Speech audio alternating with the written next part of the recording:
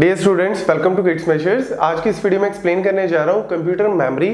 और मेमोरी के अंदर हम मेनली तीन मेमोरीज की बात करते हैं, cache memory, primary memory that is RAM और सेकेंडरी मेमोरी जिसके अंदर हम हार्ड डिस्क की बात करते हैं। वैसे एसएसडी रजिस्टर्स भी हैं, लेकिन उनके बारे में आपको ज्यादा डिटेल में जानने की जरूरत नहीं है क्योंकि सिलेबस में मेनली आपकी यही तीन है और ये सबसे ज्यादा इंपॉर्टेंट है आपके कॉन्सेप्ट्स के पॉइंट ऑफ व्यू से। तो देखो, मेमोरी का पर्पस क्या है? To store the data and instructions. अगर हम बात करें डेटा की तो डेली बेसिस पे हम बहुत सारे डेटा से डील करते हैं, लाइक पीडीएफ डेटा है, वर्ड की फाइल है, MP3 MP4, तो उसको हम क्या करते हैं अपने कंप्यूटर में, अपने लैपटॉप में स्टोर करते हैं। तो वो चीज हम चाहते हैं कि परमानेंट स्टोर हो, तो परमानेंट स्टोरेज के केस में हम किसको यूज करते हैं? सेकेंडरी मेमोरी को, that is your hard disk. ठीक है, आजकल एसएसडीज भी आ गई हैं, लेकिन मेनली हम हार्ड डिस्क की बात कर रहे हैं। देन अगर हम बात करें डेटा को प्रोसेस करने की, तो होता क्या है कि जो मेरा परमानेंट डेटा है वो कहां पे पड़ा है? सेकेंडरी मेमोरी में। लेकिन सेकेंडरी मेमोरी की स्पीड बहुत कम है और सीपीयू जो प्रोसेस करता है चीजों को, जो प्रोसेस करता है सारी चीजों को, उसकी स्पीड बहुत ज्यादा है। तो बीच में हमने क्या लगा दी? एक मेन मेमोरी लगा दी which is faster than the secondary memory, और उसकी स्पीड जो है वो सीपीयू की एग्जीक्यूशन स्पीड के इक्विवेलेंट होती है, ताकि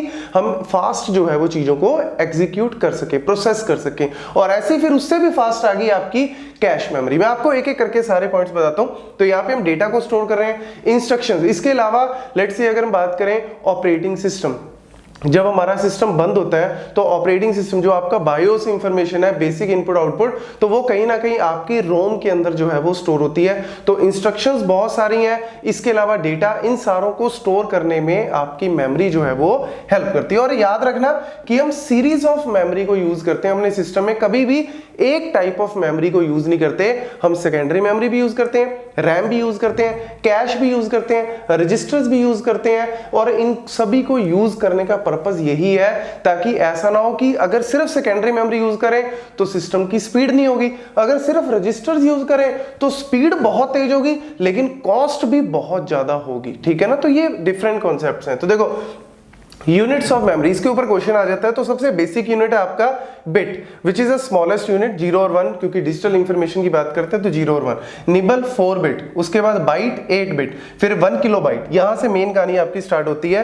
काफी बार आपने यूज किया होगा, आपने देखा भी होगा। तो 1 KB की अगर हम बात करें, इट इज 1024 बाइट, मतलब आप किसको 2⁻10 भी बोल सकते हो। कई बार 10⁻3 भी बोल देते हैं, बट 10⁻3 इज 1000 और ये क्या है 1024। तो फिर थोड़ा सा गैप हो जाता है, तो इसीलिए बेटर आप 2⁻10 लिखो। Then 1 megabyte, it is 2⁻20 byte, या आप ये भी कह सकते हो 1024 KB। बात एक ही है क्योंकि KB इज व्हाट 1024, तो 1024 इंटू 1024 एक तरह से आप 2⁻20। देन गीगाबाइट को हम लिखते हैं 2⁻30।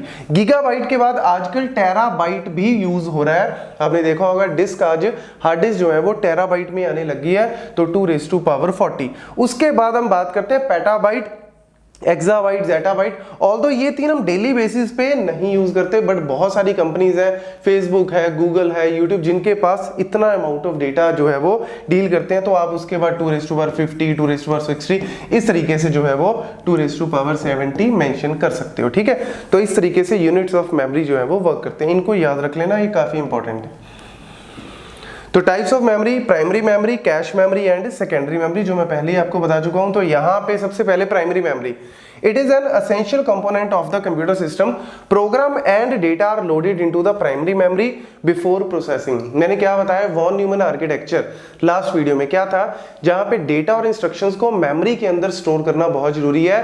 और उसका देखो, मैं आपको एक सिंपल सा रीजन यहाँ पे बताता हूँ। होता क्या है, जो आपकी सेकेंडरी मेमोरी है ना, उसमें आप परमानेंट चीजों को स्टोर करते हो। ठीक है, आप चाहे कोई भी एप्लीकेशन भी इंस्टॉल कर रहे हो, वो भी क्या है सेकेंडरी मेमोरी में परमानेंट आ गई। ठीक है, चाहे कोई भी फाइल है वो भी सेकेंडरी मेमोरी में परमानेंट आ गई। बट सेकेंडरी मेमोरी की स्पीड जो है ना वो मिली सेकेंड्स में होती है, मिली सेकेंड्स में। ठीक है, 10⁻³ ठीक है, तो मिली सेकेंड्स में है। और जो हमारा सीपीयू है ना, वो क्या है आपका, वो वर्क करता है मिप्स में, मिलियन इंस्ट्रक्शंस पर सेकंड। मिलियन मतलब 10⁻⁶ 6 इंस्ट्रक्शंस एक सेकंड में। ये कम से कम स्पीड है, ठीक है। अब तो बहुत ज्यादा फास्ट हो गए हैं, तो मिलियन इंस्ट्रक्शंस पर सेकंड की बात करें तब भी आप कह सकते हो कि अगर 10⁻6 इंस्ट्रक्शंस एक सेकंड में है तो एक इंस्ट्रक्शन आपकी 1/10⁻6 विच इज 10⁻⁻6, जिसको हम माइक्रो सेकंड भी बोलते हैं, ठीक है। तो माइक्रो सेकंड और ये है मिली सेकंड, दोनों में फर्क कितना है 10⁻³ का। ये 10⁻³ है, 10⁻6 है भाई। मतलब एक बंदा एक टाइम पे 1000 काम कर रहा है और एक सिर्फ एक काम कर रहा है, तो इन दोनों को स्पीड के अकॉर्डिंग देखा जाए तो मिसमैच है। तो ये कभी भी सीपीयू डायरेक्टली सेकेंडरी मेमोरी के अंदर से डेटा उठा के काम नहीं करता। इसीलिए क्या लगानी पड़ती है, प्राइमरी मेमोरी लगानी पड़ती है, रैम जो है वो लगानी पड़ती है, which works in micro second. वो जो है माइक्रो सेकंड की स्पीड में है ताकि वो इसके साथ कंपैटिबल हो सके। तो होता क्या है, जो भी लेट्स से आपने कोई फाइल कोई भी एग्जीक्यूट करनी है, कोई एप्लीकेशन को एग्जीक्यूट करना है, लेट्स से एप्लीकेशन आपकी a.exe, ठीक है। तो होता क्या है, उस फाइल पे आप डबल क्लिक करते हो या उस आइकन पे डबल क्लिक करते हो तो वो पहले किस में आता है, रैम के अंदर आता है। रैम में आने के बाद सीपीयू जो है वो उसको क्या करता है, प्रोसेस करता है। तो ये बेसिक सा आर्किटेक्चर है। तो हमेशा याद रखना सेकेंडरी मेमोरी से डायरेक्ट नहीं है, रैम में पहले आता है डेटा, जो भी प्रोग्राम है जो भी इंस्ट्रक्शन है वो पहले यहाँ पे आती है। इवन सी में लेट्स से आपने .c के नाम पे कोई प्रोग्राम सेव कर दिया और उसको एग्जीक्यूट करना है, तो पहले वो मेन मेमोरी में आएगा, सेट ऑफ इंस्ट्रक्शंस आएंगी सारी, और उन सेट ऑफ इंस्ट्रक्शंस को एक एक करके सीपीयू एग्जीक्यूट करेगा, तब जाके आपको आउटपुट दिखती है। तो ये पूरी की पूरी बेसिक कहानी है। देन अगर हम बात करें यहाँ पे सीपीयू इंटरेक्ट्स, वही कहानी मैंने आपको सारी डायग्राम में दिखा दी है। तो रीड करना है, राइट करना है। रीड मतलब डेटा को फेच करना, राइट मतलब कुछ अपडेट करना, वो सारी चीजें जो है वो सीपीयू परफॉर्म करता है। यहाँ पे प्राइमरी मेमोरी में हम मेनली रैम की ही बात करते हैं, लेकिन दो है, रैम भी और एक रोम भी है, read only memory, random access memory. पहले बात करें अगर हम यहाँ पे रैम की, तो RAM is what, RAM is a random access memory, RAM is a volatile memory that temporarily stores the file. ये बड़ी इंपॉर्टेंट लाइन है, it is a volatile. Volatile का मतलब क्या है, जब आपने स्विच ऑफ कर दिया, सिस्टम बंद कर दिया, शट डाउन कर दिया, जो भी डेटा उसमें होगा वो लॉस हो जाएगा। तो इसीलिए परमानेंट स्टोरेज आपको सेकेंडरी मेमोरी में करनी जरूरी है। जो चेंजेस आपने रैम में किए वो चेंजेस को सेकेंडरी मेमोरी में ले जाना बहुत जरूरी है, अदरवाइज वो लॉस हो जाएगा। तो देन ईच टाइम वही कहानी यहाँ पे लिख दी, when the computer is shut down the memory is cleared until the process begin। ROM जो है it is what, primary memory, but it is a volatile नहीं है, ये non volatile memory है। और इसका मेन पर्पस यही है, इसमें आप चेंजेस नहीं कर सकते। आपने जो चिप में एक बार कर दिया चीज वो आपकी फिक्स रहेगी। और इसमें बेसिकली होता है, कंप्यूटर को जब हम ऑन करते हैं, जो बूटिंग प्रोसेस होता है, जो बायोस इंफॉर्मेशन होती है, वो सारी की सारी इसके अंदर होती है। और जैसे सिस्टम को आप अप करते हो, मतलब एक तरह से ऑन करते हो, तो वो इंफॉर्मेशन उठ के जो ऑपरेटिंग सिस्टम है वो उठ के कहाँ पे आ जाता है, आपका ऑपरेटिंग सिस्टम रैम के अंदर आके स्टोर हो जाता है। और जब सिस्टम बंद करते हो तो फिर ऑपरेटिंग सिस्टम आपका बंद हो जाता है। तो उस ऑपरेटिंग सिस्टम को लेके आना, सिस्टम को ऑन करना, एप्लीकेशंस को अपडेट करना, रन करना, वो सारा आपका जो है वो सिस्टम की परफॉर्मेंस ये चेक करता है, that is read only memory.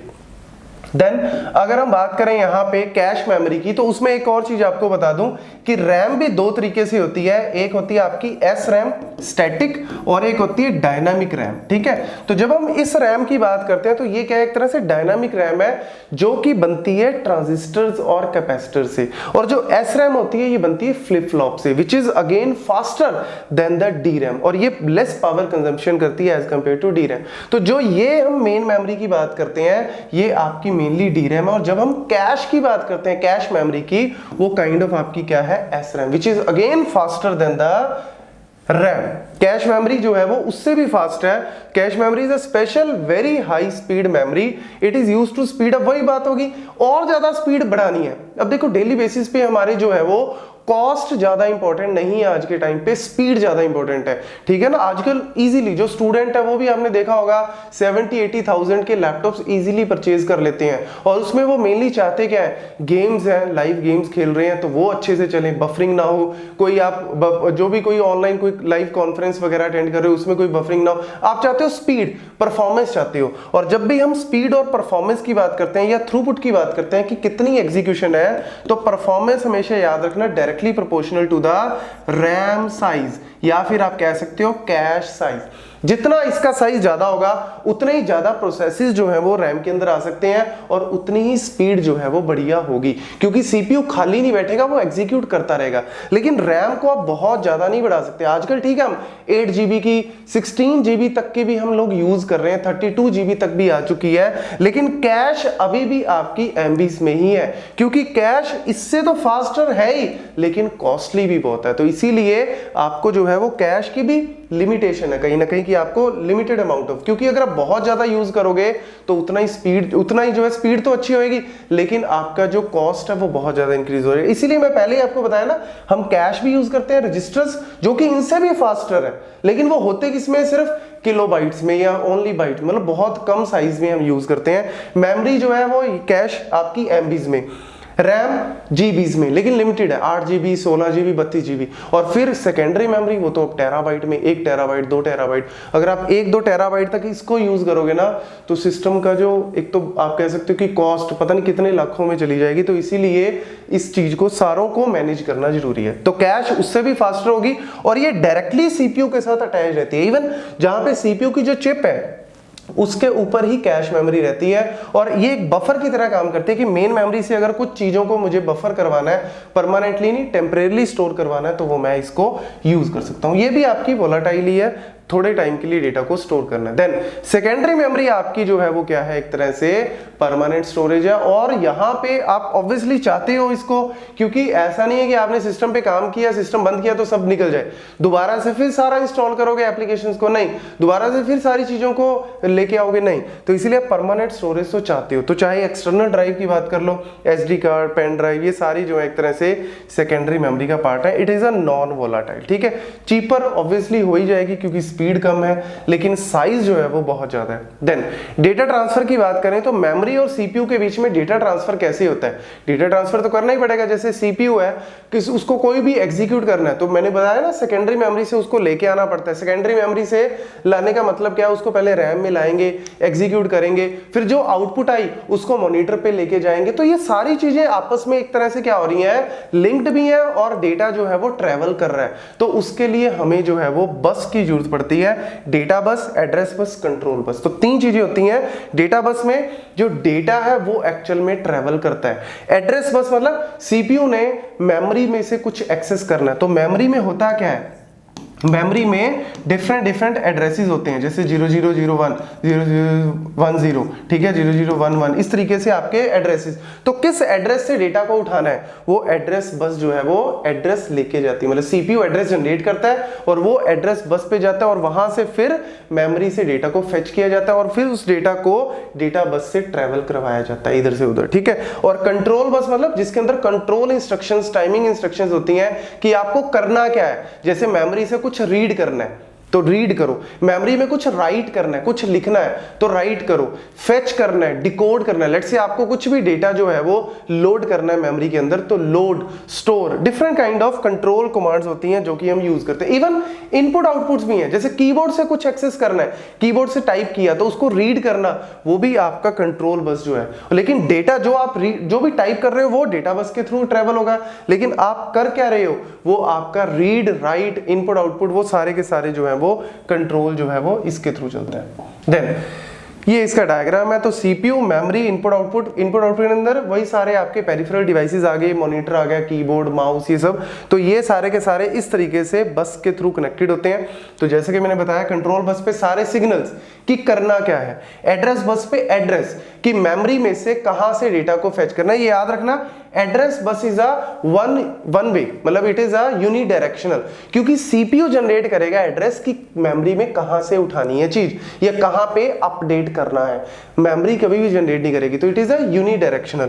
Data bus by directional, CPU से आपने भेजना है डेटा, कोई भी सीपीयू के अंदर लेट्स से आउटपुट रजिस्टर में कोई आउटपुट जनरेट हुई और उस आउटपुट को आपको मॉनिटर पे डिस्प्ले करानी है, तो उसको ट्रेवल करवाना पड़ेगा वहां से मॉनिटर तक। कीबोर्ड से कुछ प्रेस किया तो इनपुट से आपको लेके आना और इनपुट आउटपुट डिवाइस से लेके आना और आपको कोई भी आउटपुट को आउटपुट डिवाइस पे भेजना, तो दोनों तरफ काम चलता है। तो इसीलिए it is a by directional, it is a unidirectional. तो बेसिक से पॉइंट है, तो आपको कोई भी क्वेश्चन आता है आप इजीली इसके ऊपर आंसर कर सकते हैं। Thank you.